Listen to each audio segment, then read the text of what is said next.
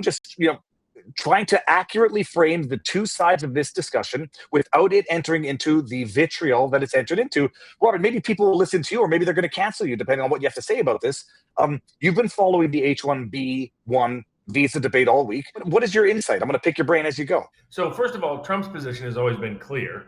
There's people suggesting that he's somehow moderated his position. He's always been crystal clear. He's all for legal immigration, against illegal immigration.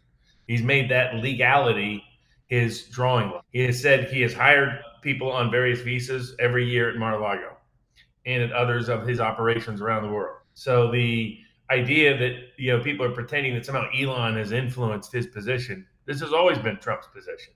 He wants the best and the brightest in America. He wants the smartest and most skilled in America. He's made that clear repeatedly. His issue is with illegal immigration, not with legal immigration as a general rule. Now, what he did do in his first term, as Stephen Miller highlighted, who is his primary aide on immigration issues, founder of America First Legal, one of his best allies, was former chief of staff to Senator Sessions, and was key to Sessions endorsing Trump because of issues of war, trade, and immigration. And what Trump did when he was in the White House was make H1B visas work the way they're supposed to, which is when you have a unique set of skills outside the country, you can in America get the benefit of those unique set of skills through the H1B visa program. That's how it's supposed to work. Most of the complaints that I have seen, 80-85%, are that the H1B visa program is not working as intended. And even Elon has come around on this. Trump tried to fix it when he was in there. Biden undid everything Trump did. And Elon says he agrees with everything Trump attempted to fix the program. So Elon is for the program in its intended form, not for the program in its current form. There is a percentage of people out there in Trump world that are opposed to all immigration, period, with no exceptions, no carve-outs, nothing. I get it, but they're in the minority. They're in the minority within the Republican Party. They're in the minority of the Trump coalition. They're in the minority of the Trump cabinet. I understand where people are coming from. They're like, we've tried immigration and it's failed for 50 years.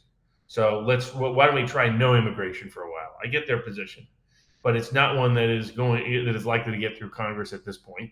It's not one that Trump himself agrees with. Some people just haven't listened to Trump. He's been saying for 6 years now, let's build a big, beautiful wall and then a big, beautiful door in the middle to make sure people can get through that are lawfully entitled to be here. They go through the proper process to be here. He's always felt that way. I'm probably a little bit more skeptical of immigration than Trump is, legal immigration, in part because of how easy it is to abuse. It's because I'm skeptical of the state. It's where my disagreement is with both him and Vivek and Robert Kennedy and others, and Ralph Nader, is they have confidence that government can fix things if you put the right people there or the right policies there. My view is government always creates more problems than net good, and it's just sort of built in. So I think the debate is a healthy debate, I think, to have. I think some people are a little over the top on both sides. I don't agree with Vivek that the problem is one of American culture. That's one that is common to a lot of Indian immigrants, what he was expressing. And you're seeing it pop up in other people that Trump has nominated. They've said things like Americans are low IQ and things like this. I mean, here, a lot of the Indian immigrants, almost all H1B1 visas go to Indians, people from India. India has a historic problem of caste problems. In other words, that they even think based on, your re-evolution based on prior lives, that you are a inferior human being based on your intellectual capacity as they see it. It's a lot of the Brahmin caste is the elite caste, where Kamala Harris's mother came from. That's where a lot of the immigrants come from. And they don't want to, and Vivek won't say it out loud, but that there is an underlying snobbery, in my experience, within the Indian community towards Americans and others. And I get it. They come here. They're very successful. Indian migrants are some of the most successful. They're more successful than white native-born Americans in terms of wealth, in terms of income, in terms of wages, in terms of job status. So part of what you're seeing is an underlying, complaint about the 7-Eleven, stereotype, right, that Babylon Bee made fun of, that Vivek is all excited he's going to get to be in the White House 7-Eleven because of all the Indians that made it 7-Elevens, or the stereotype that they do. So some of this is underlying cultural conflict, and that's part of my issue with immigration, that people who look at immigration through a purely economic filter don't understand how societies work, because historically it's cultural clashes between groups that undermine a society more so than economic disturbance. And the issue here is you have people that come from a very different culture. very different background. Will people from India really blink twice about censorship? Probably not. It's not something that's ingrained into their cultural identity. An American, it is, even no matter which party or political spectrum you're a part of. So I think that the net effect is that I would be for reducing H-1B visas even more, along the lines of what Trump was thinking about in his first term. I get the point that we want to recruit engineering talent from around the world, and we don't want companies leaving the United States to try to recruit that talent. So I get where Musk is coming from. There's some credence to that, but it's overstated because it undervalues the cultural conflict problem that he at the risk solve. Sorry, just at the risk of I don't know if it's going to be a rude joke, but there are people observing, like, if the concern is we got to get all that talent from India, why does America look the way it does, and why does what tech companies are actually in India versus other countries? And so, I mean, I appreciate the argument that it's been stereotyped to some extent, where we need to get those skilled Indian talent that we don't have here. But meanwhile, big tech is in Silicon Valley, not necessarily India per se. I don't want to. Yeah. But well, not only that, I mean, what people have been documenting online is it's become a massive scam.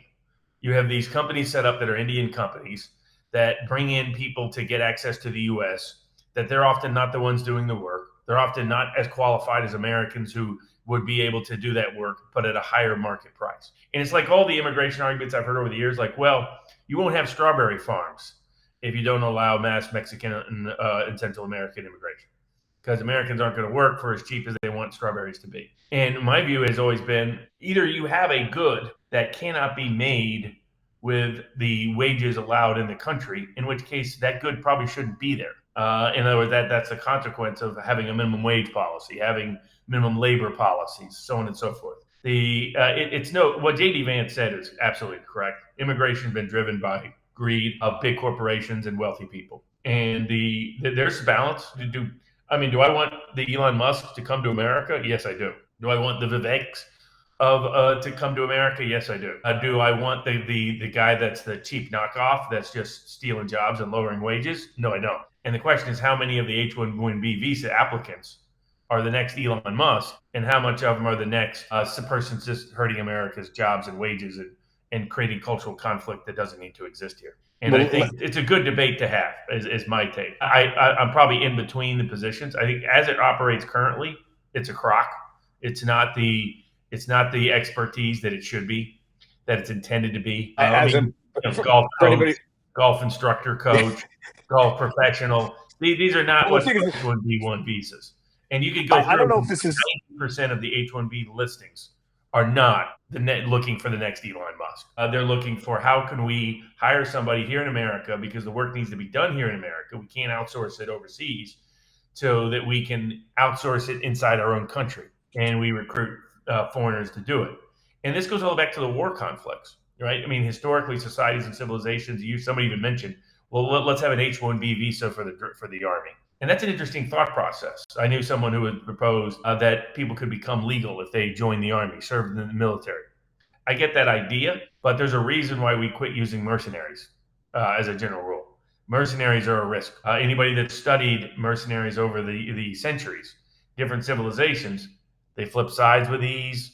They're not loyal for the same reasons. They may run and cut bait when they feel it's necessary. So I'm patriotic in that sense, and I want more people that are patriotic and loyal to America to be in those key positions of power and influence. So I think there's a balance, and I think Trump will find that balance. It will not be to abolish the program. And Elon's point was he doesn't like the residual remnant of bigots that are in the United States. And there's clearly some of those people. And then I think Vivek's fascinating. Vivek's still annoyed because he grew up in America, for those that don't know. And what he's talking about is an Indian subculture that comes to America. It's important to emphasize.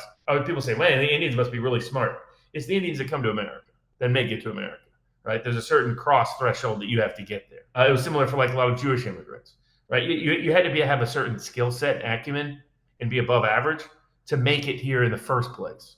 So we're getting the top 1% of Indian society. But I'm sure people like Vivek, where he grew up in a subculture that celebrated intelligence, celebrated academics, the average American public school does not. I mean, he's right about that point. He overstated his point, but he's not entirely wrong. Everybody that grew up in American public schools It was the athlete that was celebrated, and the model, the woman or girl with looks, who was celebrated. It was not the smart kid, boy or girl, that was celebrated. And in fact, normally they were treated very badly. And that's what Vivek is. It's kind of a revenge of the nerds kind of statement. Now what he's not admitting is that a bunch of people that are in India.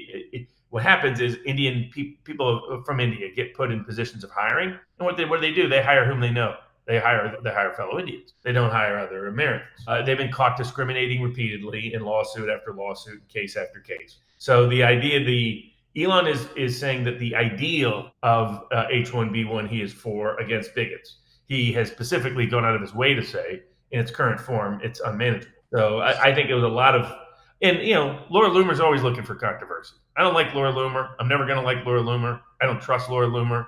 Laura Loomer's looking, every time I turn around, she's trying to create conflict within the movement, not conflict with people outside the movement. I mean, why doesn't Loomer spend more time researching Bill Gates, than worry about Elon or worry about Vivek or worry about, Robert RFK Jr. before the election? Always going off on somebody. She's an idiot. She's always been an idiot.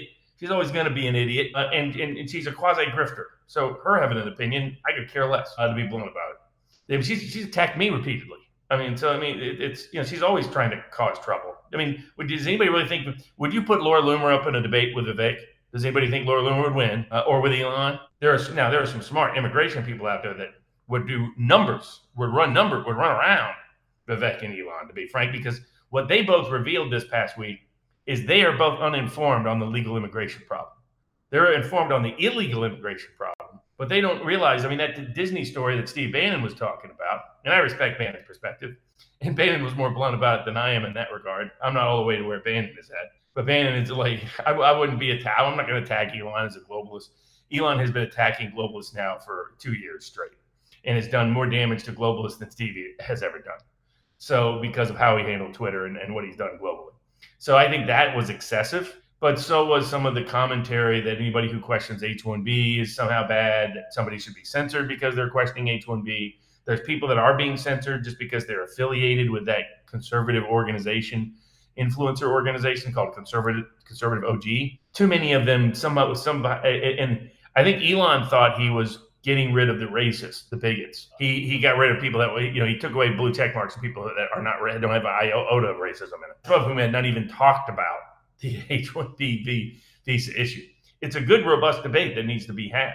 How much legal immigration makes sense? That's a cultural issue. That's an economic issue. It's a political issue. It's all of those things. I think Trump has the right position, some balance. We want to bring people in that are the best, but we want to make sure they're the best. And I think that's the logic that makes sense. This would be a difficult application process.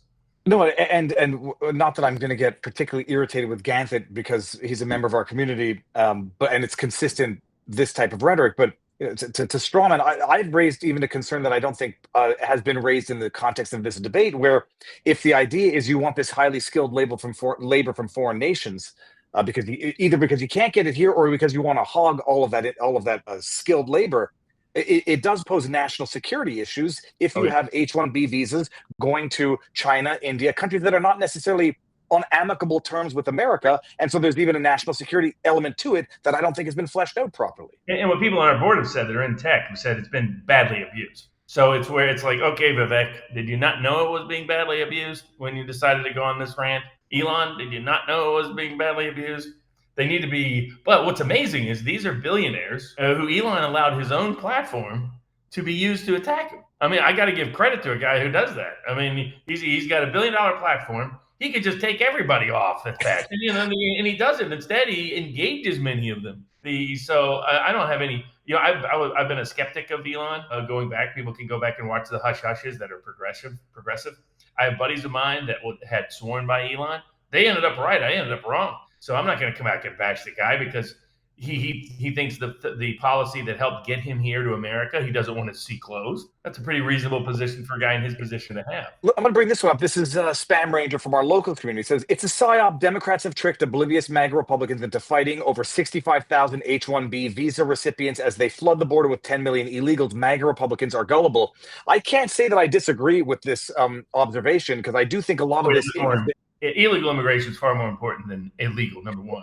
The H1Bs, I mean, it's 65 to 100, maybe 130,000 every year. So you could say over 10 years, it's a million plus. But the fact that this has become the new litmus test, and it's true, to the distraction of the potential for Biden, I don't know, mass amnesty of illegals. I mean, it's such a drop in the bucket as to the actual problem of the immigration problem that to merge this as though it was always the immigration problem feels like a psyop, and it feels like there are people out there who are directly participating in exacerbating this strife among MAGA. And now is not really the time to do it. It's like, I love Mary Bowden. She's done a fantastic work on the vaccine, fantastic work throughout COVID. I get her concern that she wanted to see more discussion by all of the Maha Make America Healthy Again folks of let's ban this COVID vaccine. That has never been Bobby Kennedy's view. I got into this debate in court in the Fifth Circuit where a judge said, oh, you just want to ban, you want to prohibit people from even to have access. That has never been Bobby Kennedy's view. He wants informed consent, pure and simple. That no vaccine should be made available that doesn't provide informed consent. He's always had that position. But that's the universal medical position since 1947 with the Nuremberg Code. That's all Robert Kennedy was affirming. And that's all any of them have done. And like some of them now, they want the COVID vaccine to be a debate topic with the nominations. Mm-hmm. I get that. All that's going to do is get our best people not nominated at this stage. There's plenty of time to work on that. And there's plenty of ways to work on that. I'm more aggressive than most, obviously, on it. But I'm not for things that backfire, things that aren't. I'm for things that work, that get you better solutions. The things that don't work, I'm not in favor of. And obsessing over H1B visas is not the priority on immigration. And so it's all the criminals that are here is priority number one. Priority number two is sending a message to everybody, hey, don't come here. That's the reason why Trump will do high profile. Will he be able to deport 10 million people? No. Will he do some high profile ones that the media finds shocking that they blast all across global media? Yes. Why? Because Trump knows that will keep everybody from getting in those lines to come all over again. He knows that people are like, oh, Trump's up there now. I get up there now. I'm going to jail for 10 years. God knows where. Trump wants people to think that, so they stay home. So that's how he can solve the immigration problem without having massive expenditure of resources. But, part of that is cleaning up H-1B visas, cleaning up our visa program. All of that absolutely needs to be done. But and some of the people that see immigrants as just a bonus because of economics are forgetting the cultural and political change. I mean, I get Vivek and some others. Indian Americans still voted for Harris. So they are a very Democratic leaning group. So why you want more of them easily accessing American society and then ultimately, because what happens is they come here and then they become citizens. And if you look at how it's working, many of them aren't even doing the work and aren't even that specially skilled. It's often being subcontracted out to somebody in India who's actually doing the work anyway. So you already have that dynamic. It's the people that are in the tech industry, that are in the immigration field, that say this has gone. I mean, for example, I strongly support asylum applications. The abuse of asylum by the left has utterly gutted the ability to get people who have legitimate. I remember there was I think it was a Chinese guy who was persecuted for being Christian in China, and that was his asylum claim was denied. But everyone who crosses the southern border is deemed to be an asylum seeker, just given the temporary protected status. So you have people with people with real asylum claims that because people are mad about abuse of asylum claims, now they don't want there to be any asylum claims taken seriously. Once there's always going to be people that have legitimate asylum claims. And so so I think it's been a mostly good debate. You saw some people pop up that are just love controversy. Laura Loomer loves conflict. When let me know when she goes a month without conflict. Right? I mean, that's why I don't take her seriously. I never will. There's that crowd that you can just ignore, frankly. But the more impactful people, both in Trump world and Musk and the rest. And I thought Cernovich made a lot of good, insightful comments on both directions. I think there's a robust, healthy debate to be had, but they can't be dumb about it. They can't start calling them all. What's this woke right stuff? Everybody, it's like their new popular phrase. I don't even know what it means. If I don't know what it means, it's a useless phrase. It's a useless phrase to begin with. I think it started with James Lindsay, who pulls some of the same tactics that the left does, and then they call him a woke. It's the bottom line. Woke, by definition, needs to be progressive and overly progressive. So you can't have overly. I mean, it has to be another word, anti-woke, on the right. But I think what we mean is people who thrive off conflict to some extent. Yeah, exactly. That's what they build their whole MO on. That's what they do. So I think there was a little bit of that this past week.